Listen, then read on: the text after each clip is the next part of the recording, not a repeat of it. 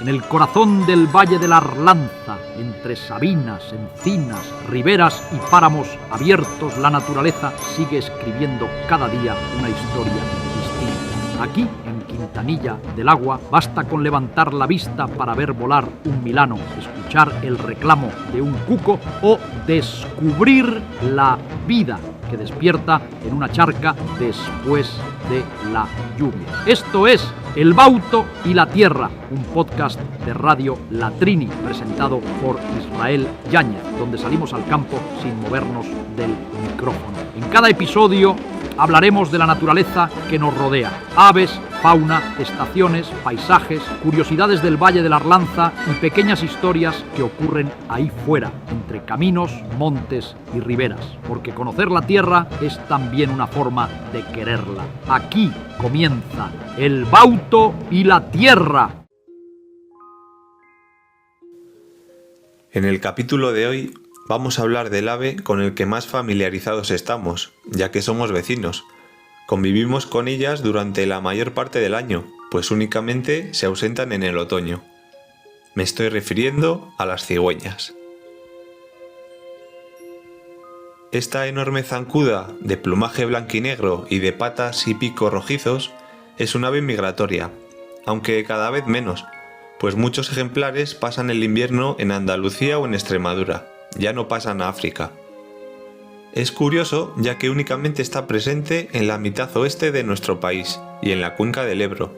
En la zona mediterránea escasea muchísimo y solo se las ve de paso en algún humedal. Es un ave que no canta, pero sí emite sonidos, principalmente chocando las mandíbulas de sus picos, algo que hacen como saludo o advertencia. Es el crotoreo, o como se conoce vulgarmente, machacar el ajo. Normalmente crían en los edificios más altos y grandes de los pueblos y ciudades, que la mayoría de las veces son las iglesias.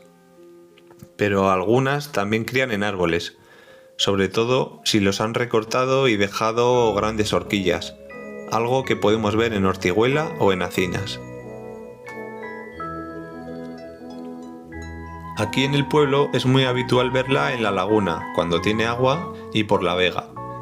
A veces se reúnen con las cigüeñas de Báscones cuando hay algún tractor arando por la arroyada, y van detrás de él, pues saben que al remover la tierra quedan expuestos los saltamontes, escarabajos, lombrices o ratones de los que se alimentan. Pero su residencia habitual la tienen en la espadaña de la iglesia.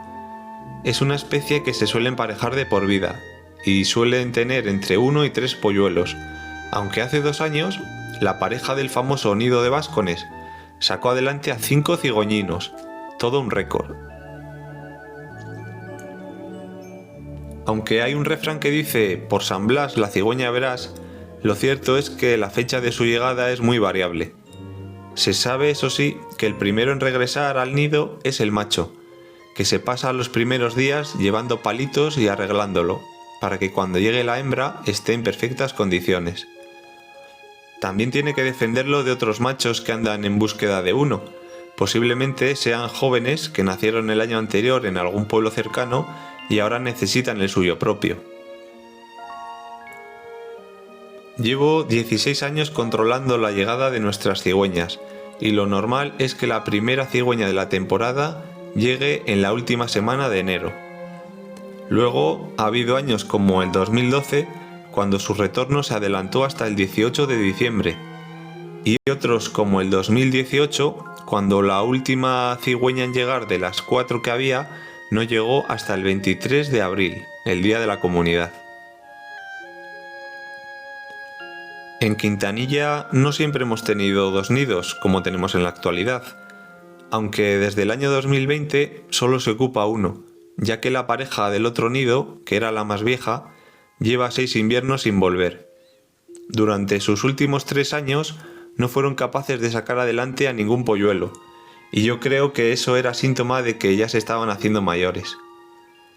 La otra pareja, la del nido norte, lleva 4 años consecutivos que tampoco ha conseguido criar ni un solo cigüeñino.